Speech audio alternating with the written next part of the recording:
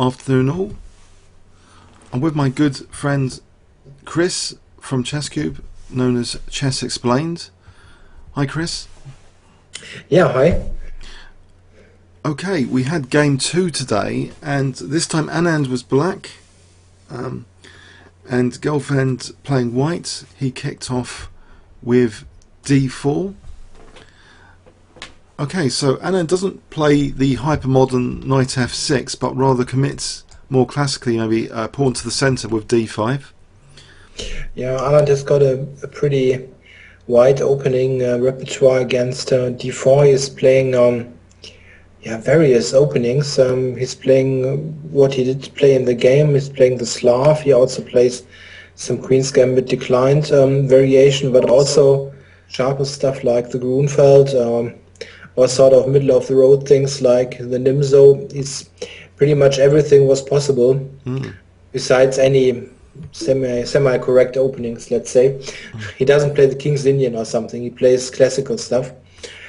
Okay, so we're going for Slav, right? So yeah, c4, c6. The Slav's been very popular, hasn't it, in the last 5 years? The most popular opening defence against d4, I would say, in the last 5 years at high level play. Yeah, most likely. The Grunfeld is making a big comeback, of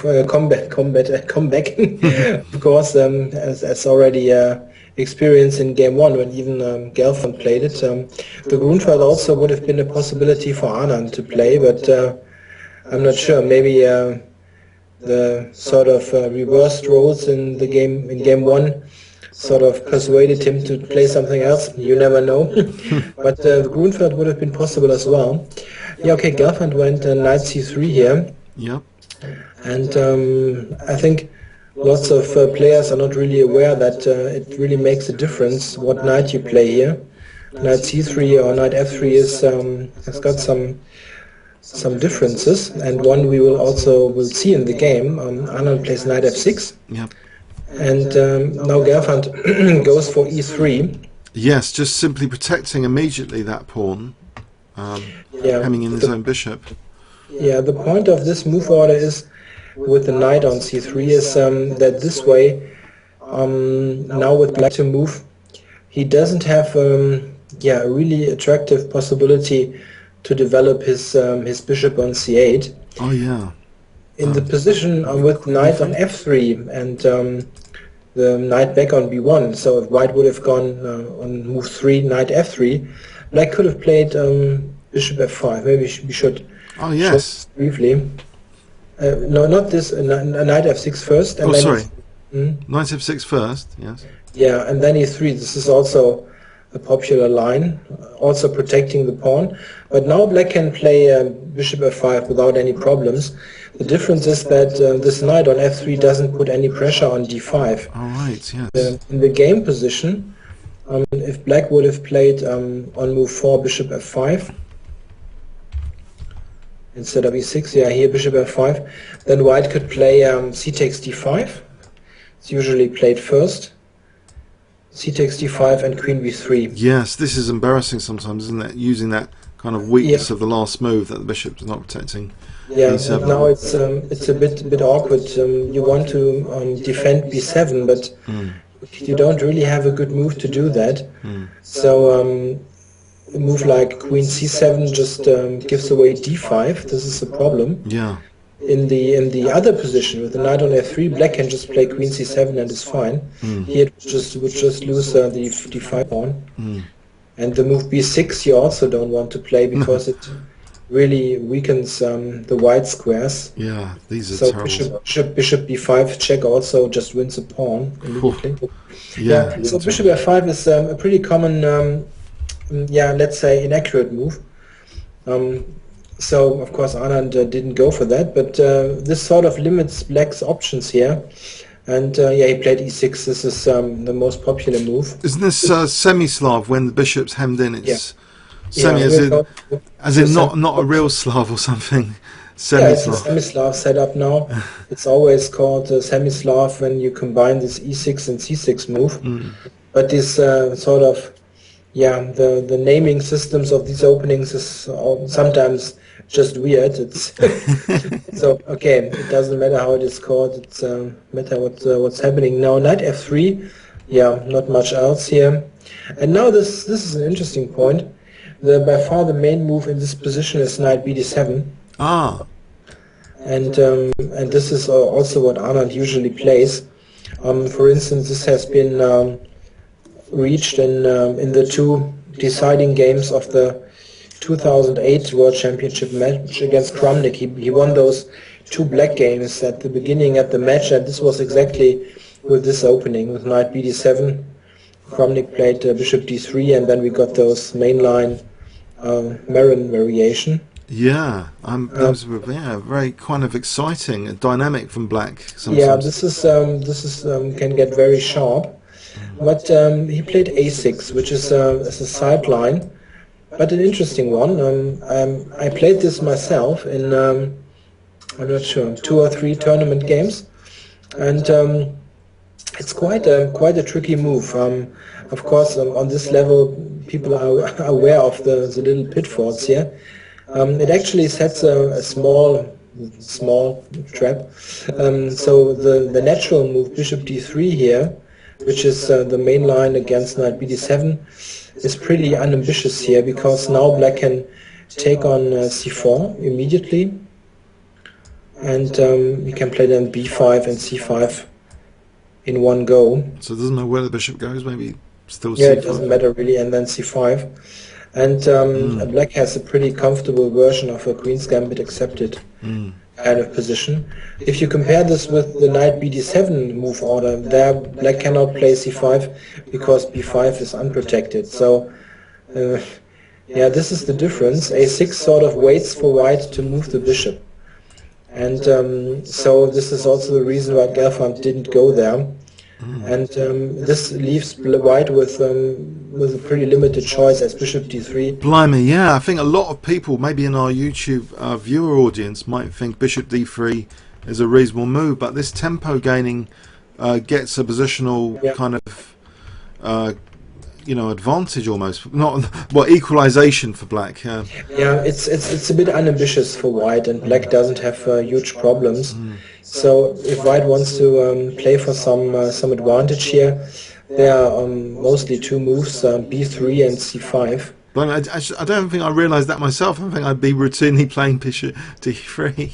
Okay, but b3, yeah, it's like, okay, so this is, or c5, it looks, usually you wouldn't want to play c5, but I suppose black is not in a position to sort of break out with e5 anytime soon. It marks b6 sort of bind, so it's, yeah. That's interesting. Yeah, I think I've seen that recently. c5. Black still plays for e5 in the long run, but this is more ambitious, of course. But b3 is also the ambitious try, and I think it's the main move also. Yeah, now bishop b4. This is wants to make use of the weakened a5 e1 diagonal. Yes, and maybe come back for e5 later sometimes, but no, that might not be the case. It's just it's an annoying pin at the moment, and forcing maybe an awkward looking bishop move. Maybe the bishop wanted to be on b2, but this was the idea, because white cannot play bishop b2. It's just not working because of knight e4 and queen a5, and you just lose material. So white must play this bishop b2. So this is really a problem. All right, here rook c1. I guess there's. Is it queen takes a2 here? Because if rook a1 bishop c3, queen a2, and it's over. That would be pretty bad. Yeah, so that's a major problem. These are little subtleties which I don't think most people would be aware of. Yeah, so bishop d2, another exact move. Yeah, this is also on the point why bishop b4 is a good move, because white must play bishop d2, and it really doesn't want to. White doesn't want this bishop there, because it just feels bad there. It leaves some holes on the queen side, and in general, once you play b3, you want your bishop on b2. Yeah. So but okay, what white did with b3 was strengthening the center and sort of make it more difficult for black to take on c4. So as everything has got its pros and cons here. Yeah. Yeah, no, knight bd7 now. It's very logical. Yeah. And Bishop d3. I think the next couple of moves are very logical. So both sides now castle. And now the bishop, well, there might be some cheapos if black's not careful with knight d5. So this bishop actually gets out of the way of any cheapo now with bishop d6, and it's logically supporting e5 as well. Yeah, maybe you can show briefly if he would have gone rook e8, for instance. It also looks pretty normal. Then white can take on d5. Yeah. Right, but actually maybe here knight takes d5, protecting the bishop. Then c takes d5, bishop d2, yeah, and then takes on c6. This is an important point. Ah, ouch! Bad for bad for black. Yes. Yeah, this is still a pawn down, and yeah, black needs to recapture on c6 now. And anyway, we'll lose a pawn. You can also play bishop a5, but it's a pawn down for nothing. Yeah. Yeah. So, but it's a funny trick. You can easily miss it.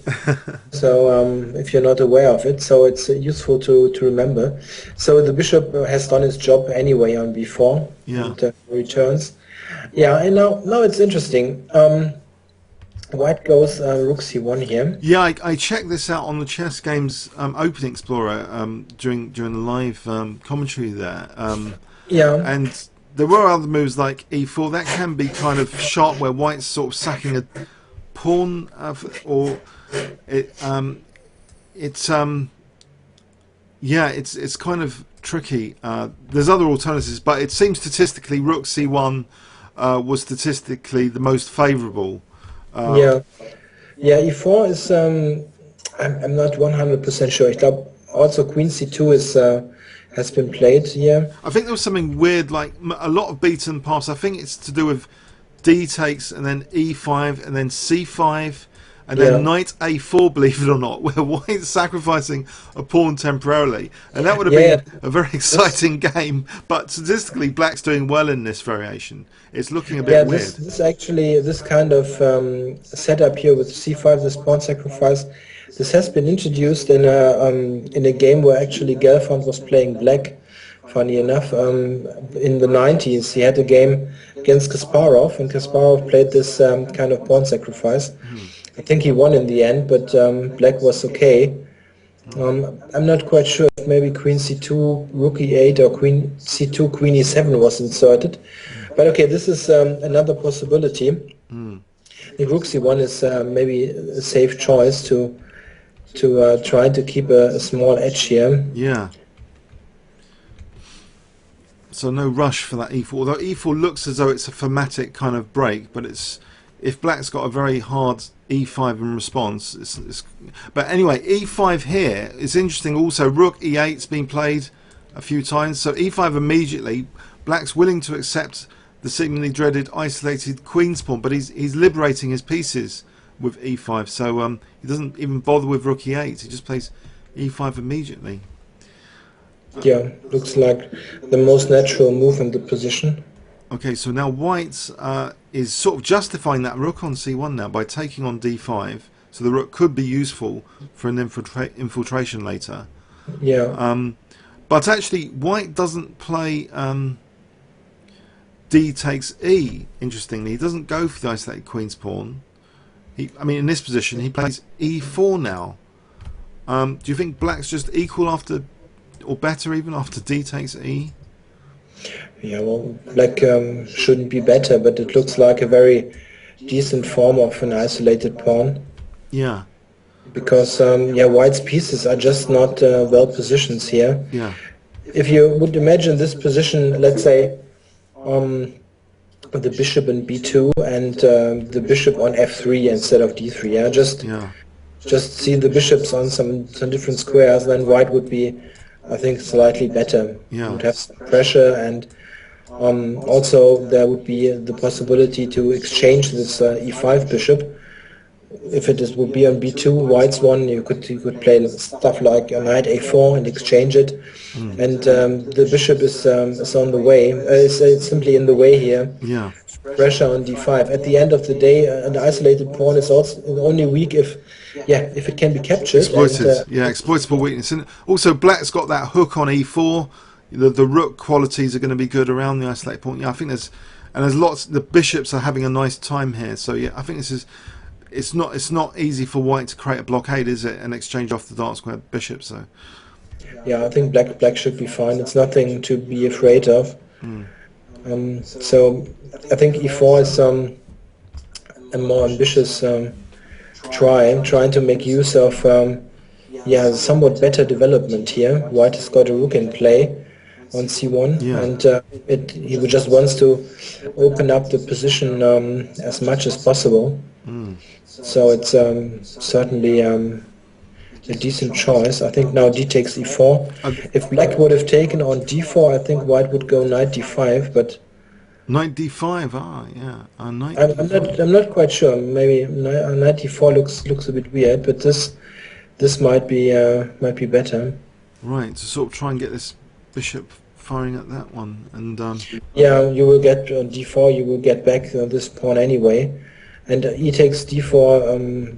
Knight d4, I think, moves like knight c5. Oh, that looks hitting that bishop. Of course, the connection with d3 is inhibited by that bishop, so that would be quite.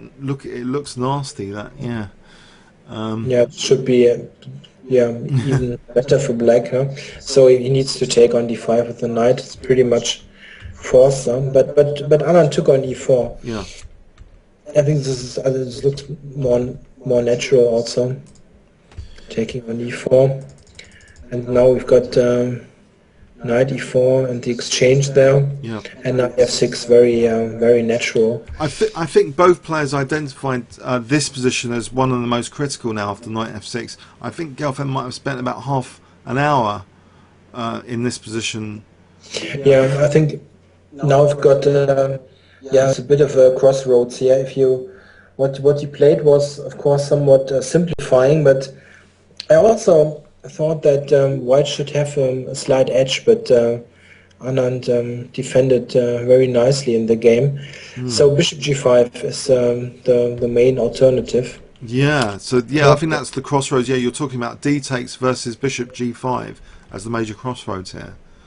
And this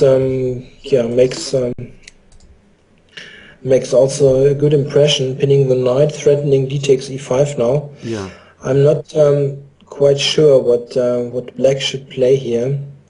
I watched the broadcast and also the game, but not this part. Only watched a bit after that, so I'm not quite sure what was discussed in the live broadcast. What should black play here? Interesting. I wonder, is e takes d4 possible? If takes, you're going to win the... Sorry, not takes with knight takes h2, pardon me. You take the queen, then you take on e4. Is that okay? Yeah, it seems to work. So here, white is not doing particularly well, is it? Because it's pawn down for not much. Yeah, I think you could, you don't need to recapture immediately on d4. Or you could also think about capturing with the knight. But this looks a bit unnatural to me. Yeah, the knight recapture. Yeah. Because a move like h6 now sort of forces white to take on f6, I guess. And if you need to do that, you're pretty much... well, first impression is black's just got the bishop pair, and but you got some pressure on b7. Yeah, black still should be fine. Yeah. The bishops are important. You're also threatening on h2 now. Or moves like queen h4, queen f4. Oh, right, yeah, blimey, yeah. So yeah, this h6 is very powerful, isn't it? So you're saying that if bishop h4, that black might actually play g5 here to win this. Yeah, just wins a piece. Yeah. Don't see any So this any drawback at the moment. he must have analysed all this and a lot more in that half an hour. Yeah, so I guess White could consider after knight f6 bishop g5 takes to just play some other move. He's not forced to recapture, so White can Bishop play something else maybe. He would have to prove compensation for the pawn here. Yeah, a move like that could be an idea. Yes. He was playing a lot safer in his game continuation. This, I mean, interesting. Yeah, it's. I think White has more than one option here. Could also just consider a move like h3 maybe instead of bishop b1. Just what I'm thinking of offhand here to sort of threaten to take on d4 with the queen. You sort of you don't have the pawn hanging. Yes. And I'm not quite sure what black should move now. Just because yeah, you cannot move the c8 bishop. I think b7 just hangs. That's a good point. And h6, yeah, but h6 should be fine most likely. You've got the same issue now. Yeah, h6 just is fine. Yeah. Yeah, but maybe queen d4. You can try to analyze this kind of position with the pressure on d7, but it should be okay. Yeah, I guess he saw much further and maybe some other ideas. But bishop g5 is of course the more complicated option. Yeah. But I can really understand the d takes e5 move that he played, because the position that we reach now, which is very much forced. Yeah, knight takes e4 is the only move.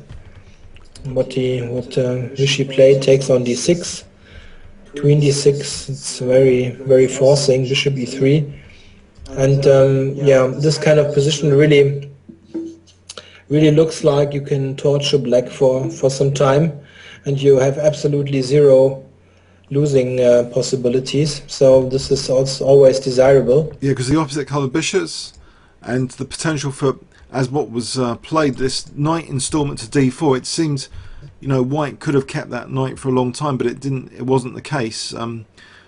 Yeah, and also c7. Yeah, the c7 square as entry point for the rook is always an issue. And yeah, sort of in this concrete position, I think what Anand played made a very strong impression. First played bishop f5, which is yeah, sort of logical, getting this piece out. But the main point and the surprising point for me also was this sequence now: queen d6, knight d6, knight d4. And now your instant reaction would be like in a blitz game. Yeah, bishop g6. Yeah, would be to move the bishop. Yeah, because it seems to keep a bishop on a diagonal, which might be useful. But if you do that, this knight on d4, how are you going to get rid of it later? Because that knight's kind of, well, holding together black on the queen side, isn't it? That b7 pawn a little bit. Yeah, you also sort of intuitively want to move the bishop because, yeah, the bishop is better than a knight, so you move it away. So it's just a normal thing to do.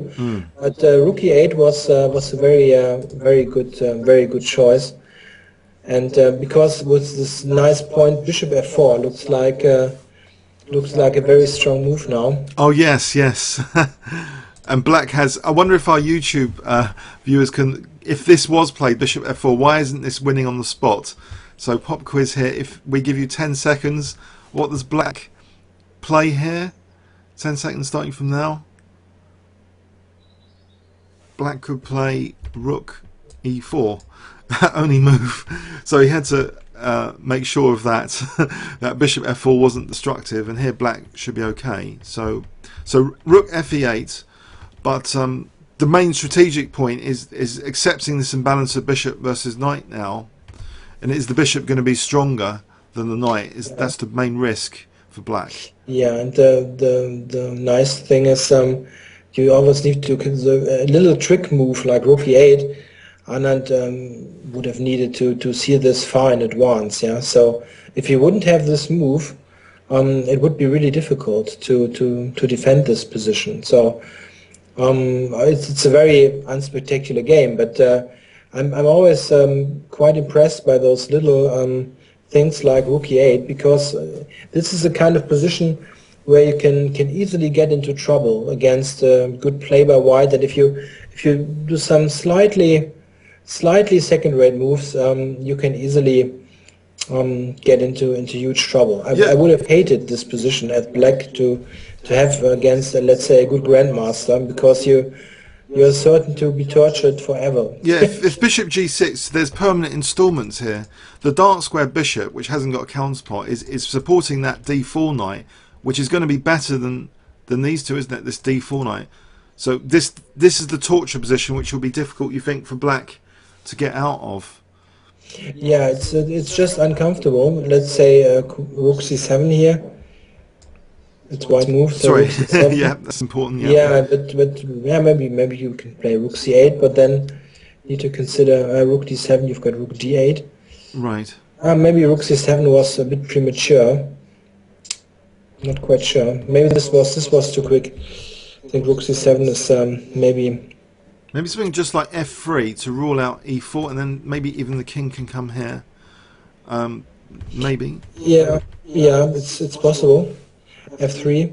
You need to consider knight f5, of course, but you don't want to exchange the knight really. But still, white would enter on c7. Yeah, this infiltration is scary.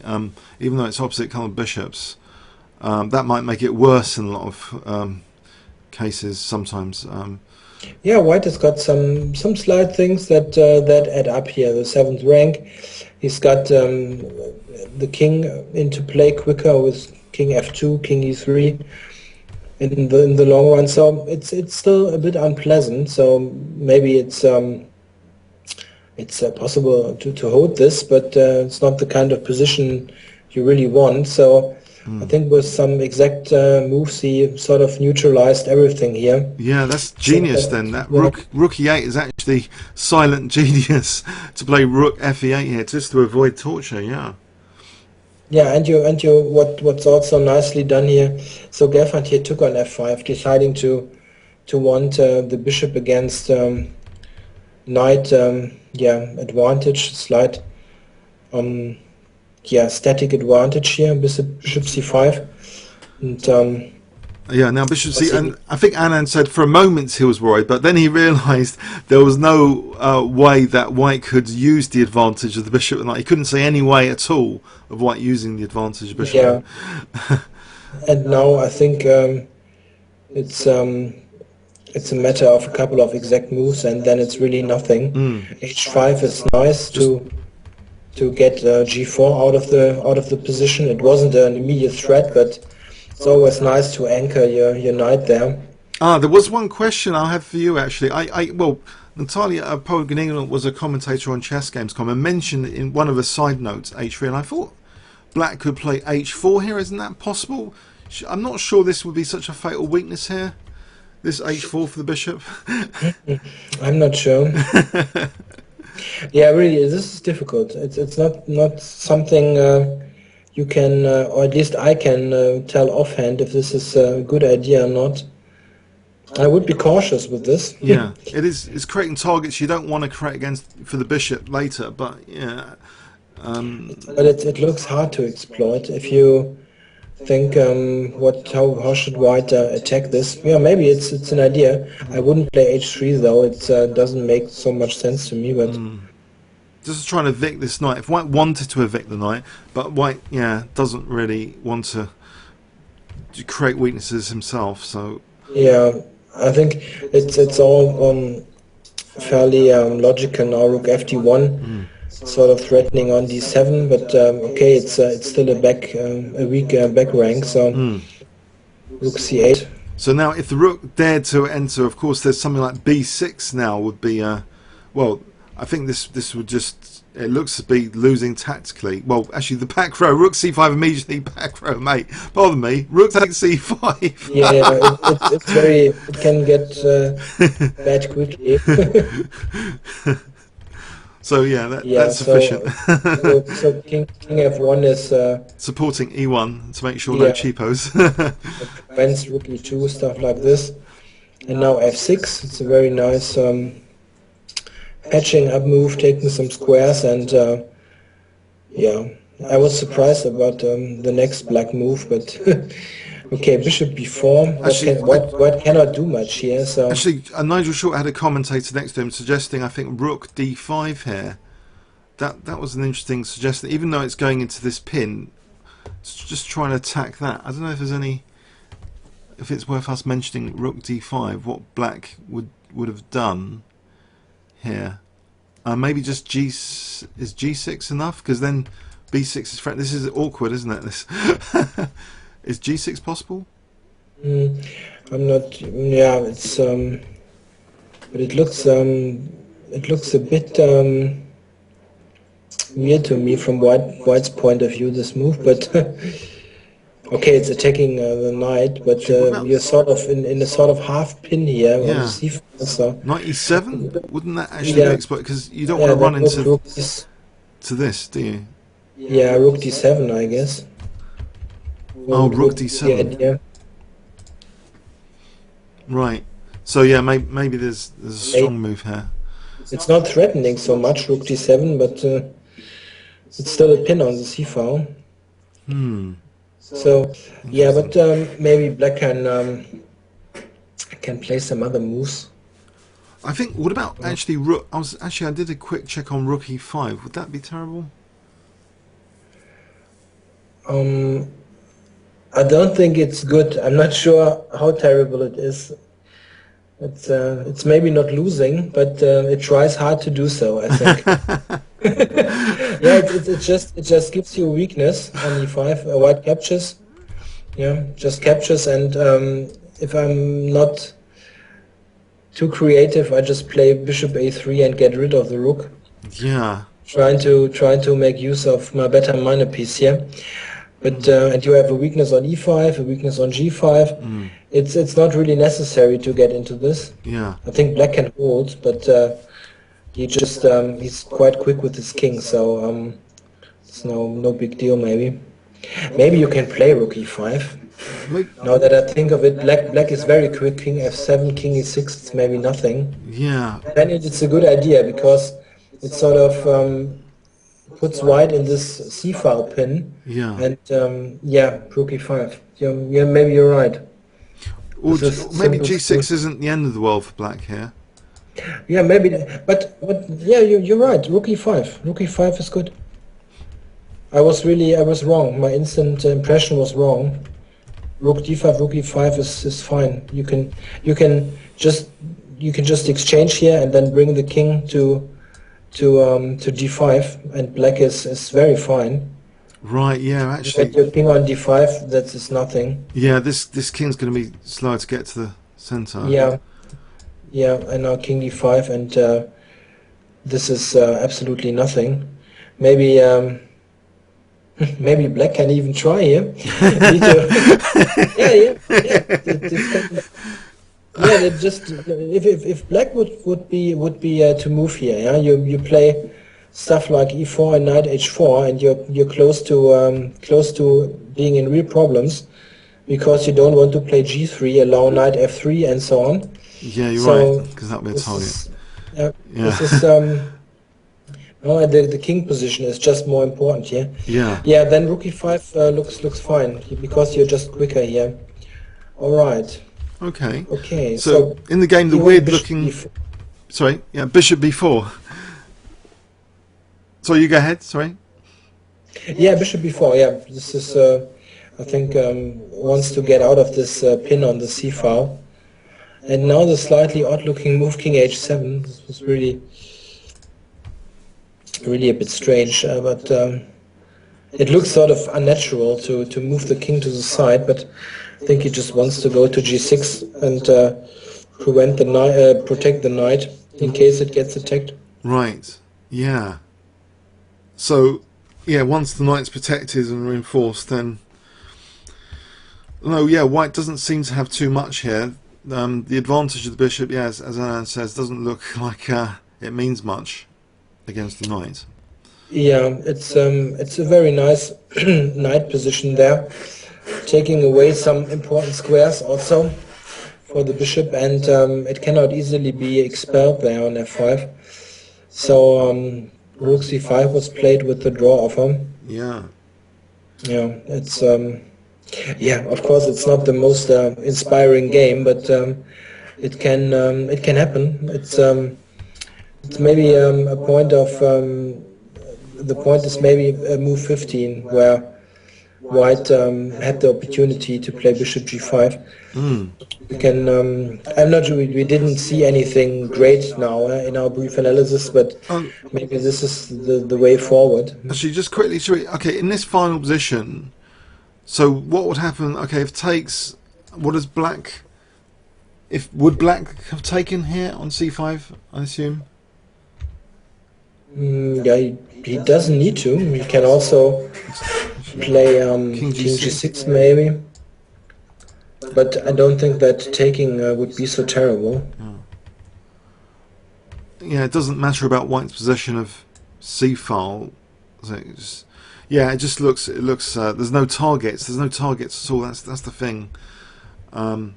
Okay, so yeah, let's go back, quickly review the game into that critical position in particular. So Slav, semi-Slav, with this a6, which is a little bit unusual. You mentioned for Anand, considering his Kramnik match where he played knight d7. Of course, that would have been prepared for, wouldn't it? Knight bd7. Yeah. So it's all. I think it's a pretty good idea to sort of stay in your usual kind of position types, but to vary a little bit. So this kind of line like a6 is quite useful, I think. So yeah, so rook c1, and then now we've got the simplification in the center.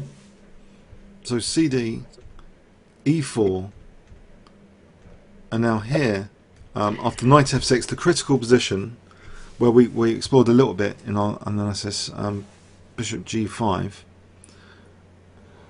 Yeah. Yeah, maybe something around there to improve, but it's not much. I think you cannot blame Gelfand too much to that he played d takes e5. It looked like white has a slight advantage, and I'm not sure. Did you see the video feed also? With I think they have their very nice video also of the players, and I think Anand looked a bit unsettled there.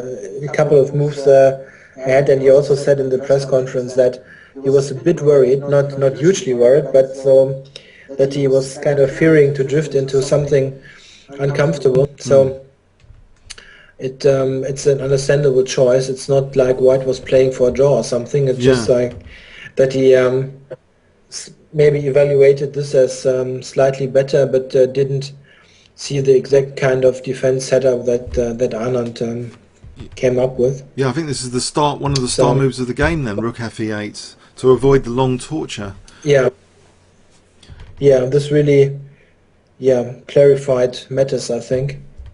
Based on the cheeky little tactic, bishop f5, before rook e4, so it's made possible, and so now the knight's just reinforced on f5 against g4, and now it became clear that the bishop really wasn't a major advantage. Okay. I've got some audio problems here, but okay. All right. Should we call it a day then? Okay. Thanks, Chess Explained. All right. We'll upload this to our respective channels. I think we've got some issues now anyway, so it's a good time to break off. Okay, so comments, questions on both our channels, Chess Explained and King Squasher channels on YouTube. Yeah, thanks. Oh yeah, okay, got you back. Okay, thanks so much, Chris. Okay, cheers everyone.